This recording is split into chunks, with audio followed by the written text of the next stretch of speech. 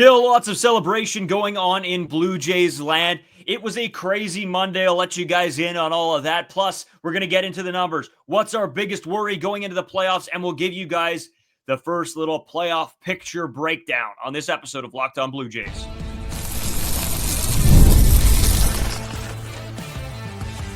You are Locked On Blue Jays, your daily Toronto Blue Jays podcast. Part of the Locked On Podcast Network, your team every day. Welcome back to Locked On Blue Jays. Thank you for making Locked On Blue Jays your first listen every day. We are free and available wherever you get your podcasts and on YouTube. Part of the Locked On Podcast Network, your team every day. Today's episode brought to you by FanDuel. Right now, new customers can bet just $5, and if your bet wins, you'll get $300 in bonus bets to use across the app. Download the app today.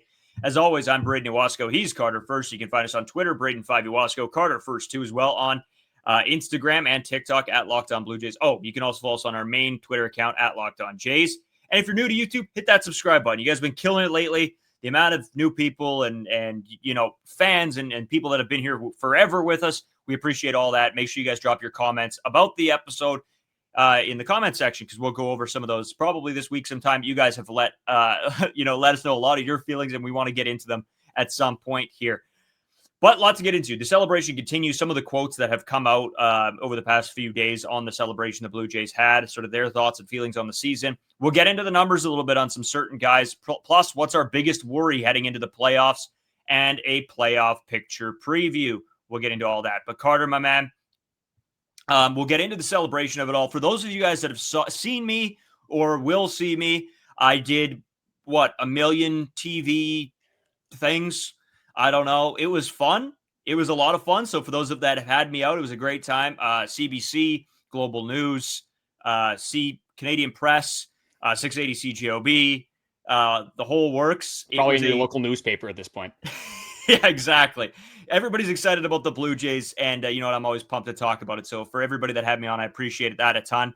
And they raised some good questions, and it was a lot of fun. But yeah, it was a long day. This Monday was a long day. I also had to host our local Winnipeg Jets show, so my voice is on the verge of being gone, especially after the celebration that we did Sunday night. Yeah, I'm hurting a little bit here, but we'll power through. Celebration time, Carter. A lot of quotes and a lot of information coming out from guys, but how are you feeling? Like a day removed, how do you feel? Yeah, I still feel amazing, obviously. Like, it has gone down a little bit. I think my just stress levels have kind of gone down a little bit, because that weekend series, I mean, like we said, we're going to need Nutrafol after that one, because there's a lot of hair shedding, a lot of hair loss. You're probably pulling your own hair out watching the Toronto Blue Jays. But you got to still feel good. Again, hopefully we see some positive news in the injury update front. That's kind of where I'm looking at now. I'm really excited to watch baseball this week and not have to be worried with every single pitch. Hopefully watch the Yankees and Red Sox just beat up on each other. Lots of good series around the league. I think the Cubs and Padres will be a good series, obviously, as well. And we're going to kind of go into a little bit of our predictions on how the wild card round is going to lay out in the third segment. But it's going to be nice to watch some stress-free baseball and just kind of, get a little bit of the advanced scouting report that we already obviously have on the Boston Red Sox and the New York Yankees. But that's the goal of that series, that hopefully there's some extra innings and hopefully it goes 3 games. I want those bullpen arms to be absolutely dead. Hopefully Aroldis Chapman or, David Bednar, whoever we end up facing, just throws a million pitches and just somehow is, a little bit fatigued, we'll say, going into a Blue Jay series. But this is the question I wanted to ask you. We did have, a little bit of time, obviously, to reflect on the celebration. I've watched it back a few times. For you personally, just who was the most fun for you to see celebrating? Whether it was Max Scherzer, maybe a young guy doing it for the first time, like a David Schneider. For you personally, who is the funniest guy that you were seeing celebrating? To me, I mean, there was a lot of great moments out of that. But for me, it's David Schneider, right? A guy with that. I know, yeah, easiest answer of all time. He was just to get his shirt off, probably. Well, I'm not going to say that, but I mean, the guy looks good. I'll say doesn't help. The guy is massive, by the way. A lot of these guys, they're in good shape, but then Jesus, I'll leave it there. Hazel May was a fan of a lot of the guys having their shirts off. Just a lot of the fans there. I mean, the good looking bunch. That's what we'll say. Good looking couple guys. Yeah, that's for sure. No, David Schneider. I think for me it was George Springer was a class act, and you'll get into some of that later on. I'm sure. Well, class act sort of. He did swear on television, but for the most part, class act when it comes to being a good human being. Davis Schneider, to me, this is the guy that I've cheered for since he entered the league. I mean, I've got 2 jerseys of the guy. He's one of my favorite players. Just he almost seems like that the blue collar, just ready to get the work done type of player. And he's always felt like that, really coming from a guy that probably should have never really even made the league to making a really big difference for this ball club. And seeing him celebrate and be like that. He's not super, out there and like the attention type of guy, but then seeing him celebrate and loosen up and, probably have a couple beers. It was a good look on him. So yeah, Davis Schneider for me. Yeah, it's definitely something worth being celebrated. For me, like it's tough to pick out a single guy. There's so many different moments throughout that celebration I thought were absolutely hilarious. Like Chris Bassitt, what now? Just being hammered, talking to the fans, just on the Rogers Center field. It was just, that's so funny. And just seeing Max Scherzer just all over the place, dumping beers on literally everybody's heads. Ernie Clement dancing in the field to shout his his walk-up song. Louis Varland dumping water on kids. Like, it's just like, you could tell that everyone was just having the greatest time ever. So, but for me, I think in totality, it was Alejandro Kirk, just because you saw a little bit of him on the base paths with him in the interviews, and just seeing Alejandro Kirk being, having that legacy game and being a massive part of this Toronto Blue Jays team, to seeing him, fire a few back, got me pretty excited. It sort of feels like us on a weekend, right? Just we're celebrating just being off of the week, but for the Toronto Blue Jays, it's coming first in the American League. A lot of good stuff coming out of that, Carter. But one guy, obviously, I think we have to target here, who's probably the MVP of this season so far, and that's George Springer. He had some great comments and just a class act move, and I'll let you sort of dive right into that. We have talked a ton about George Springer. Obviously, what he has done on the baseball field was extraordinary. A lot of people had him written off. Well, it was looking like everything was going in a downhill trajectory. He completely turned that around. So on the baseball field, obviously a massive part. And just, like you love to see a guy in his, 36 age season just absolutely ball out and have one of the best seasons of his career. But George Springer, just as the human being, which we really kind of wanted to go into. And you saw a lot of this, obviously, in that celebration. You see a lot of it throughout the season, him showing emotion, him talking to different guys, him hyping different guys up. Like, one moment that really stands out to me is when Davis Schneider had that 14 pitch at bat, and then right after that you could see the fatigue in the pitcher, and they scored I think 3 or 4 runs in that inning. And George Springer, the first guy he goes to is Davis Schneider, and he starts pumping him up, kind of punching him in the chest, saying, hey, that's all you, man. You are the reason, a huge reason why this happened. And there's little things like that throughout like the entire season that you see from George Springer. It's the way that obviously he communicates to, like, even the media. You see how friendly he is with his teammates. Obviously, everyone talks about George Springer absolutely glowingly. What he does, the little things, the veteran presence, going through at-bats with these younger guys, like so many different things with George Springer. And then we really saw this as well as a baseball player, you, especially being in the infield specifically, you would appreciate the grounds crew. With the Rogers Center being a dome, it's not as important. It still is obviously very important. You don't want, the ground to be absolutely horrible and like have a massive boulder in the middle of the infield and then all of a sudden have this crazy bounce that you couldn't expect. So it was funny and nice to see George Springer run out, obviously with the shirt off, but he grabs 2 tall boys. He's talking to Daulton Varsho and he says, we got to go get the grounds crew. Goes out there, celebrates with the grounds crew, pops some champagne with them. And that's what it's all about. It's George Springer, including everybody, knowing how special this really is, getting the media personnel, like the grounds crew workers. I'm sure if Buck Martinez would have went in there, he would have definitely invited him as well. It's just to see the stand-up person that George Springer is. And honestly, this entire ball club, with a lot of the interviews that you were seeing inside of the celebration room, wherever they were. I'm not exactly sure where that was in the Rogers Center. But anyway, with a lot of those conversations, like the common theme was, this locker room is insanely tight. This locker room is very friendly. Like, all these guys love hanging out with each other. And I think George Springer is obviously right in the middle of that. But you see that with, Davis Schneider, Ernie Clement, Joey Loperfido. You see that with Anthony Santander, Vladimir. Like, there's so many different interconnections within this Toronto Blue Jays team. And they all really want to play for each other. They want to do that the best they can for their buddies in the locker room. So I think that is something that we've seen a lot this season, but it definitely cannot be understated. It's just like the ability and want to play for each other in a ball club. No, and that's a big component of it. I mean, you see a lot of teams that it comes out later, right, when the season doesn't go their way, that, hey, this team wasn't that tight. There was arguments. There was guys that just didn't get along. That is not this team. If it's from the pitching to the bullpen to the hitters, it seems like every guy knows even a little bit about the next guy, and they'll go up and they'll give them their flowers and do what they can. There was another moment with one of the bullpen arms that George Springer went up to and gave him, the good job out there getting it done, right? And so I just wanted to highlight that moment particularly because there's a lot of teams and guys that wouldn't think about the grounds crew, right? We did it. I did it. It was all me. George Springer is just not that guy. And to see the season he's had and be a leader out there, I think really shows his character. And not only for just George Springer, but the way this team plays gets me a little bit excited for the postseason. You don't see teams that don't get along and that aren't, that tight-knit go out there and win. You have to have a tight-knit crew. You have to have that next man up play for each other mentality. And that's something that this Toronto Blue Jays team does have. And I think that's a major component looking at the playoffs. It's guys are going to be exhausted. Guys are going to be worn down. Guys are going to be hurt, right? There's a difference between hurt and injured. There's going to be a lot of guys that end up playing hurt. And Ernie Clement. No, he has a million injuries right now. That's right. And so everybody has to do their part and has to sacrifice a little bit. And when you have a tight group, it's not at ends and at odds with each other. It's, wow, hey, this guy's out here doing the job with a broken bone in his hand. If he can get the job done, I got to step up and do my part. I think that's going to be huge for this team. Yeah, it's an all-for-one mentality, and that's going to be massive, obviously, for the playoffs. Like, nobody is selfish on this team. Everyone's selfless, and they're playing for each other. That's exactly what you want. Not the greatest transition, but we definitely wanted to talk about this with so much going on over the weekend.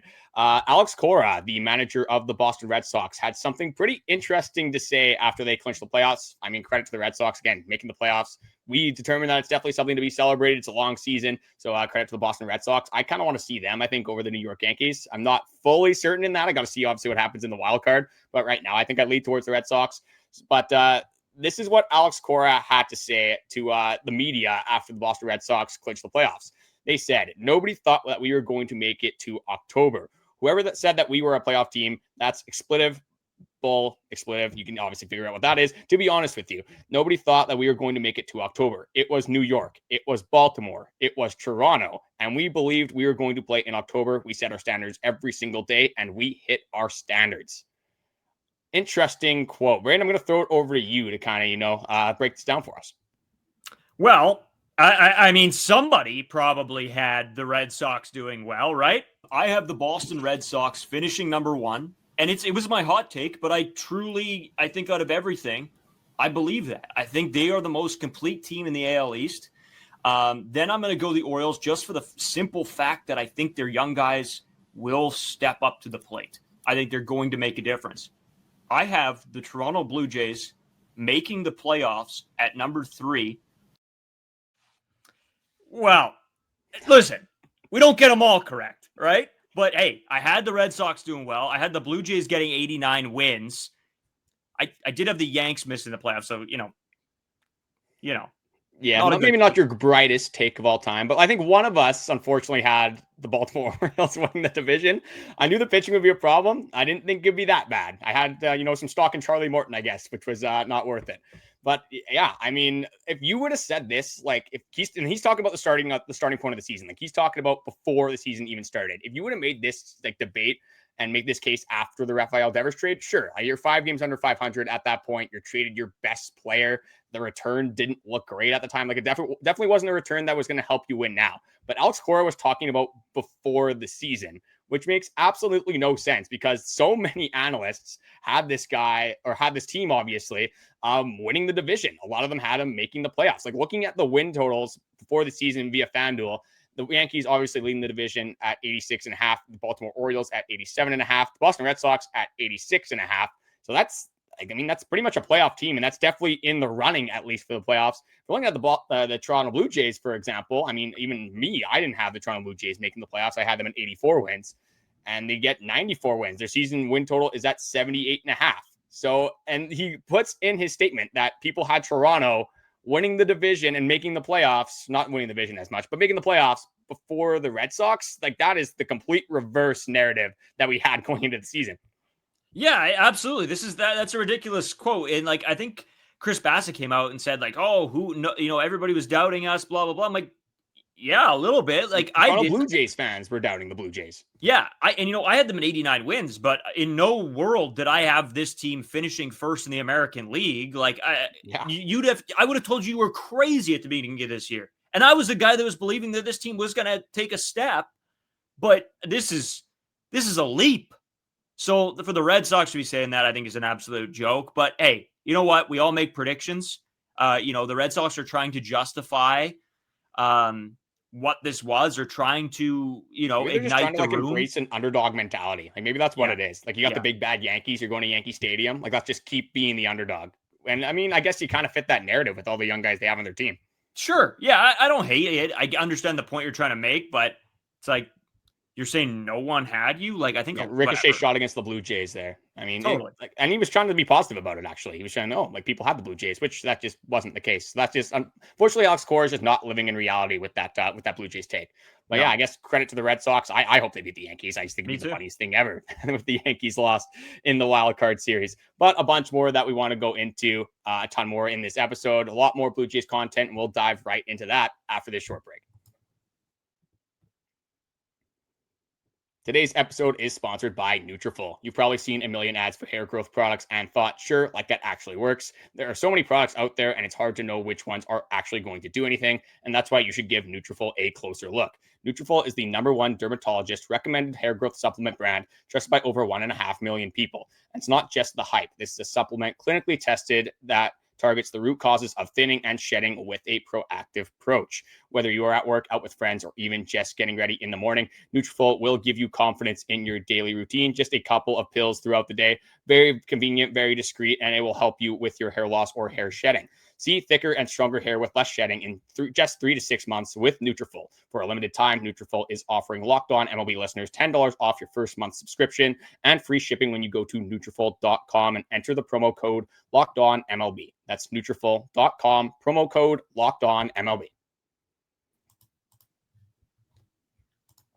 So, Carter, just continuing on, obviously we want to dive into some of the numbers, but specifically one set of numbers. And this will lead us into talking about something maybe that we're worried about the most going into the postseason. We'll get into the playoff picture and sort of what we assume, who will win each series, whatever you want to say. We'll get into all that in the third segment. But Carter, I'll throw it over to you for these stats. Yeah, I would say predominantly throughout the year, if you were looking at this Toronto Blue Jays team, you'd probably say that their offense was pretty good, kind of carried them throughout a lot of the season. You say at the start of the season that starting pitching was probably a problem. And then through the middle to the end of the season, you would probably say that the bullpen was the issue. So you had some times throughout the season that you were worried about pretty much every facet of this Toronto Blue Jays team. I think that happens for a lot of baseball teams. Again, 162 games, a lot can happen. It's a lot of time and a lot of games that are being played. But the Toronto Blue Jays, specifically offensively, have had this brand of baseball, and they've been playing this offensive brand of baseball this entire season, where they haven't necessarily lived and died on the home run ball. They have 191 this year. That's 11th in the major league. So they have the ability to hit that home run ball. We've seen it, like if Vladimir Guerrero Jr. not even really being the first guy that you should mention, but it's the first guy that I'm going to mention because I'm still holding out that he will continue or not even continue to start hitting home runs. But you have Daulton Varsho. You have George Springer, obviously, who's been on absolute fire. You have Addison Barger, who can hit home runs at any time, has that home run power as well. Alejandro Kirk at 15. I mean, it's not a ton necessarily, but has that home run power as well. David Schneider, another guy that can hit home runs. So you have some guys that can hit home runs, but like when you look at, for example, George Springer, like you're not necessarily thinking about the home runs first off. When you talk about Vladdy, you think you might want to think about the home runs, but that's not really what you're thinking about. You're thinking about the on base. You're thinking about the hits that this team is getting. You're thinking about how well this team knows the strike zone. And that really is shown throughout their stats throughout the entire season. Fourth in runs per game at 4.9. We've seen if Toronto Blue Jays score 5 runs, they're going to be a pretty good baseball team. When you average 4.9 runs, it's pretty close to 5. It's probably why the Toronto Blue Jays were good. But first in the league in hits, first in the league in average, first in the league in on base, tied for 7th in the league in slugging, 3rd in the league in OPS. So honestly, a pretty good offensive team, obviously.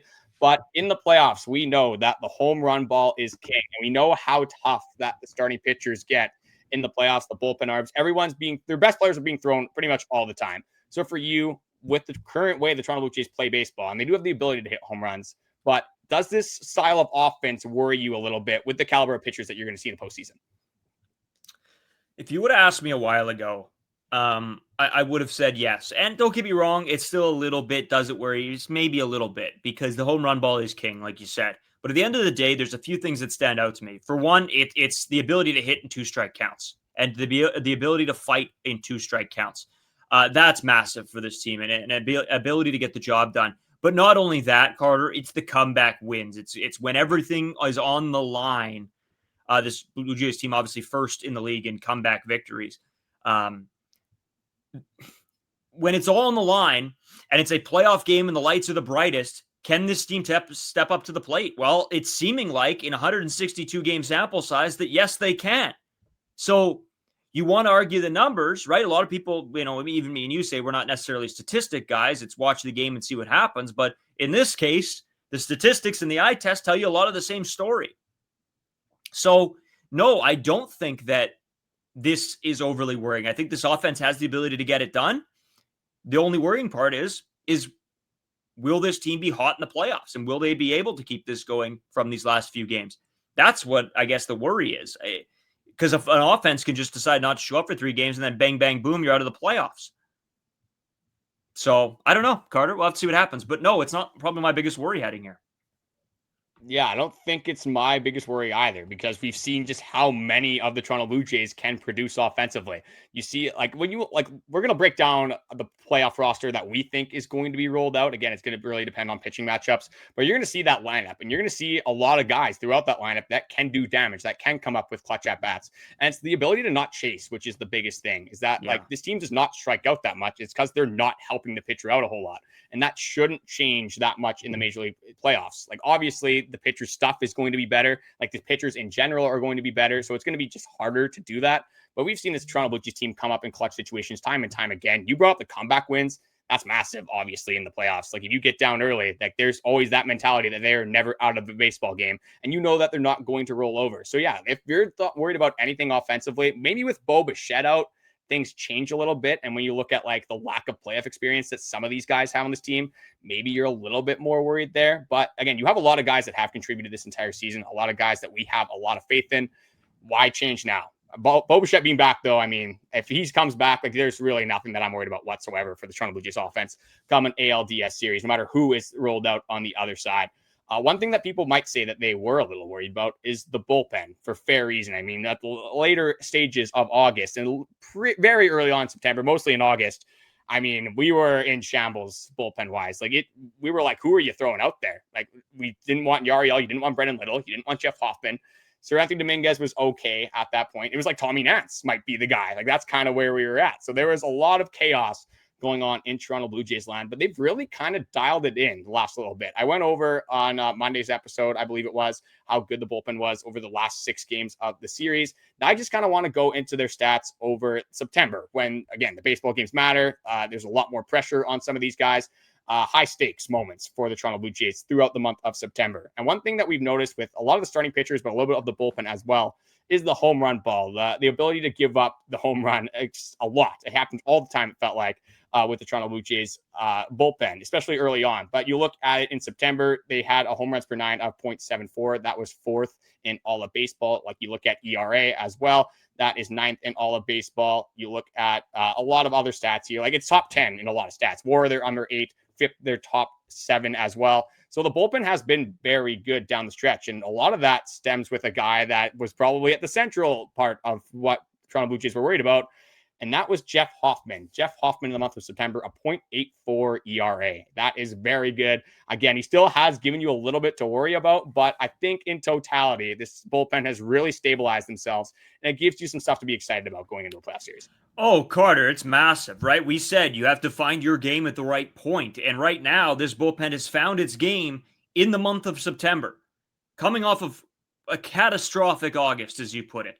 But we said you want to go into the playoffs feeling your best. This offense right now probably feels like it's on top of the world. This bullpen right now probably feels like it's on top of the world. This starting pitching with Kevin Gausman, probably not his best outing to finish the season off, but Shane Bieber looks good. Trey Savage looks good.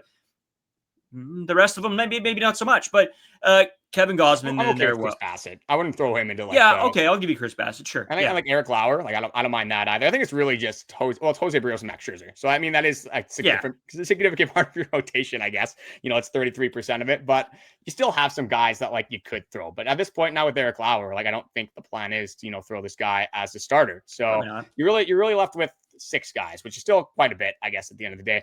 But yeah, we'll have to see kind of how that transpires. And I think that's probably where the worry sits for a lot of people at this point, is with that starting rotation. Because once you get through the first 3, and I mean, we've kind of alluded to this for a while, we'll continue to talk about it, but we think that the top 3 are relatively locked up. For sure, 2, Trey Savage might not be that 3rd guy, but for us, I think, at least for me, I have Trey Savage being in that 3rd spot. But there's a lot of uncertainty past that. Even with Trey Savage in his first playoff start, like, there might be some uncertainty there, obviously. Chris Bassitt coming back off the IL, Jose Berrios not pitching well and then coming back as well, Max Scherzer, all over the place. So yeah, there's a little bit of uncertainty with the starting rotation, especially when you get farther along into a series. You're not necessarily worried about the top 2, but way more uncertainty. So that's where I would think people would be a little bit worried about the Toronto Blue Jays in the playoffs. So we're looking to see where you guys are kind of at. Where are your heads at? Who are you worried about in the playoffs? I think Vladdy's probably going to be a common answer, unfortunately. But if there's anybody else, a certain facet of the offense, maybe it's a certain guy in the bullpen, maybe it's another hitter that's not Vladdy, whoever it ends up being, let us know what you might be a little bit worried about for the Toronto Blue Jays in this playoff scenario. But the playoffs are still happening. The Toronto Blue Jays do get a little bit of a break, but that doesn't stop the fun. New York Yankees, Boston Red Sox, Chicago Cubs, Padres. We'll go into it all. The 4 series of the wildcard round are coming up, or a preview of them at least, right after this. Today's episode brought to you by FanDuel. I love FanDuel. I talk about it all the time. It's my premier place to place my bets. The NFL season is here, and FanDuel has an offer that you don't want to miss. Right now, new customers can bet just $5 and get $300 in bonus bets if you win. That's right. Pick a bet, put down $5, and if it hits, you'll unlock $300 in bonus bets to use across the app. I mean, that's just wild. I talk about it all the time. If you got in at some people got in at like the $150 bonus bets, some people got in at the $200 bonus bets.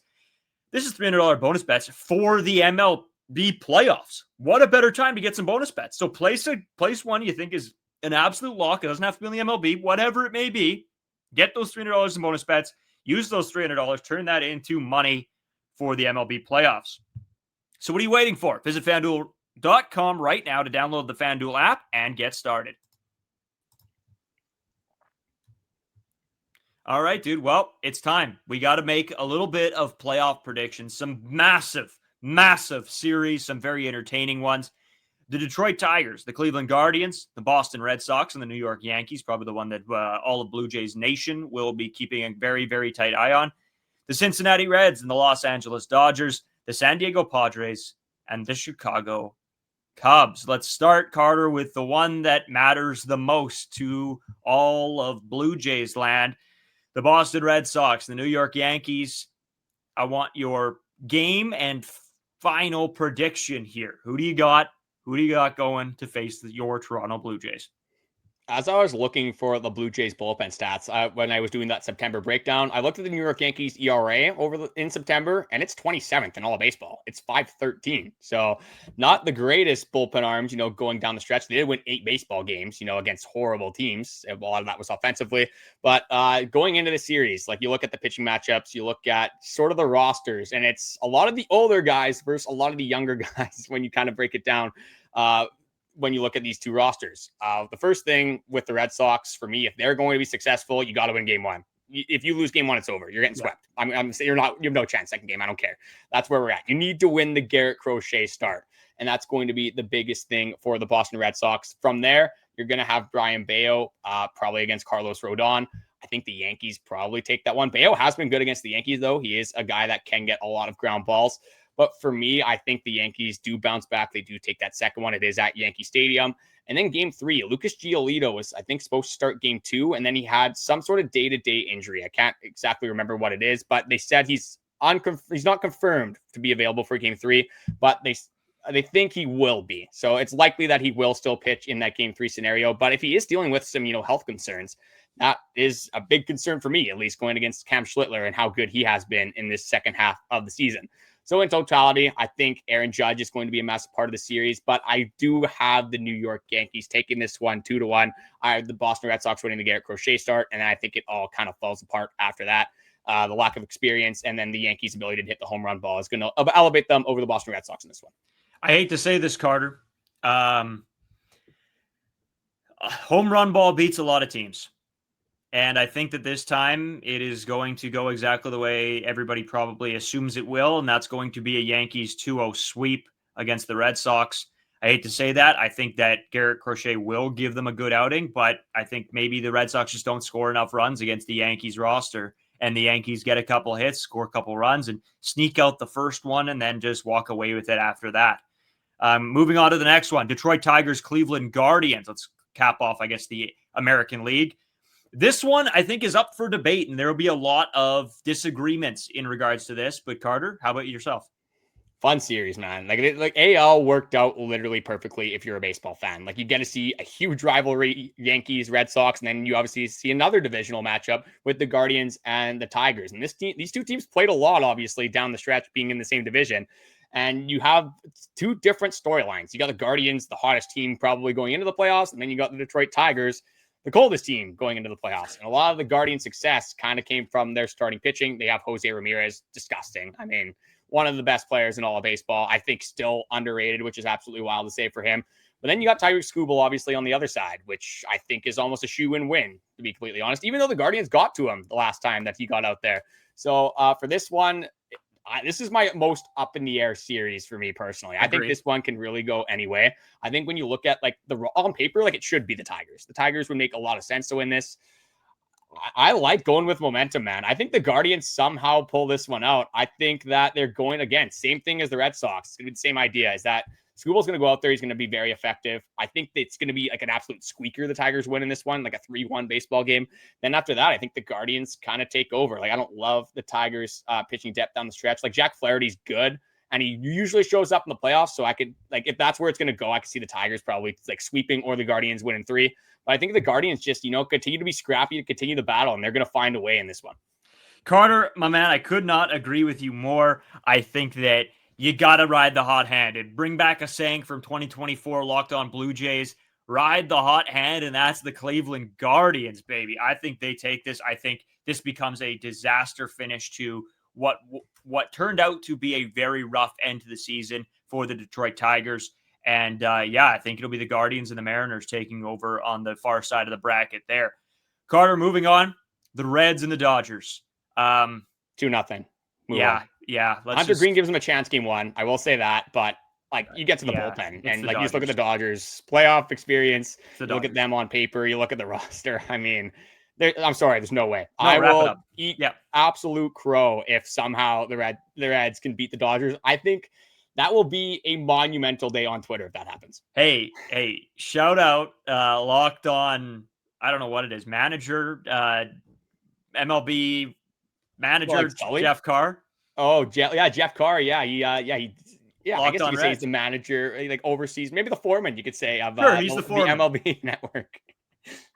Yeah, he's a great guy, but I don't think being a great guy helps your baseball team. Such a Reds way to get into the playoffs as well. Like you kind of get beat up a little bit and you lose, but then you get helped out by the Mets. Like as a baseball fan, like it is hilarious to see the Mets out in the playoffs, not gonna lie, but it would have been so much better of a matchup. You get the NLCS rematch. Might be a little bit of a series, actually. I just don't really see this one going the Reds' way whatsoever. And I think a lot of people are going to be on the same page as that. Carter, talking about the Mets, Pete Alonso saying he is not coming back. He's done. The trial and error is over. I don't even know why. Like, should have came to the Toronto Blue Jays last year. Look where he would have been. Yeah. Would have made the playoffs. It was that must be a dagger to Mets fans because, man, Pete. I like Pete a lot. I really like him as a ball player. But he's not going to be a Met anymore. Let's get on to the final series here. San Diego Padres. This one's cool. I like this one too. This is a great series. Well, it's because you have teams with their strengths. Like the Chicago White Sox, they're an offensive powerhouse. Like they're going to beat you with their offense. And you look at the Padres, their bullpen's probably the best bullpen in the playoffs. Like you saw what they did at the trade deadline. They have so many talented relief pitchers, but a team that doesn't necessarily, like, they score runs, but they don't really hit home runs whatsoever. So it's going to be it's going to come down to those late inning times, those big moments in the late innings where the Padres probably have, the Cubs probably have runners on. There's a big moment. Maybe it's Pete Crow, Armstrong, Michael Busch, whoever it ends up being, but then there's going to be a big spot where it's going to be the Padres best versus the Cubs best, maybe like a Mason Miller versus Kyle Tucker. For some reason, I keep forgetting that Kyle Tucker is on the Cubs. Like, it always takes me a while to get there. But yeah, it's going to be something like that, and it's going to happen so often, and that's going to be the keys that are the difference. It's going to be which strength prevails, I think, in this one. For me, I got the Padres just barely. I don't know the pitching matchups in this one. Again, I don't care as much about the NL, obviously, compared to the American League. But just seeing how the brands of baseball, just seeing how the roster on the Padres, like you got Tatis, you got Machado, you got Jackson Merrill, you got a lot of guys that have been there before, done it before for playoff appearances in the last 6 years. I'm leaning towards the Padres in this one, 2-1. I'll give them the 2-1 as well. So I only got one sweep, I guess, out of the 3 wildcards or 4 wildcard series. Me and you spent too much time together, I think. We haven't even talked about this like whatsoever. I think we've talked about like who we prefer over the Yankees and the Red Sox in a playoff series. I think I said the Red Sox. You had the Yankees. I'm not sure if you're still there. I had the Red Sox as well. Oh, okay. I think at one point you said that, I don't know. I think you said you were more scared of the Red Sox down the stretch, maybe, compared to the Yankees. Yes, yeah. So it was to catch the Blue Jays in the end. I just thought maybe they'd be able to put together a longer stretch. Holy smokes. Always the Yankees. That's it's always going to be the thorn in your side. It's going to be the New York Yankees. It's just kind of how it goes. So if you're asking me who I'd prefer to win, give me the Boston Red Sox. Yeah, me too. And that's always what it was. I said in a playoff scenario, I'm more terrified of the Yankees, but I thought maybe in the regular season. That's just a team that's like the Yankees are built for the playoffs. Unfortunately, it's one of those. They are. But no, I'm the exact same. I got Padres 2-1 over the Cubs here. And I'm solely doing that for Greg Mackling, who maybe tunes into the podcast. Big Padres fan. I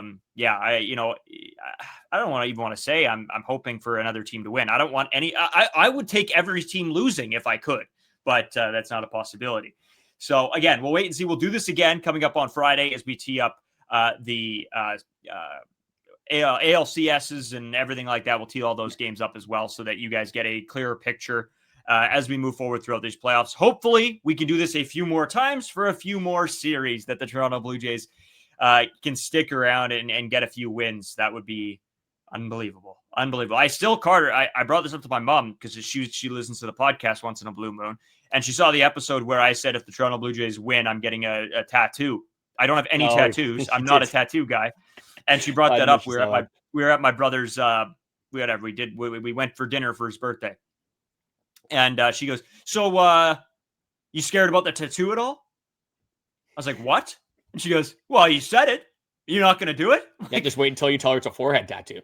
No, she'll kill me. She'll legitimately kill me.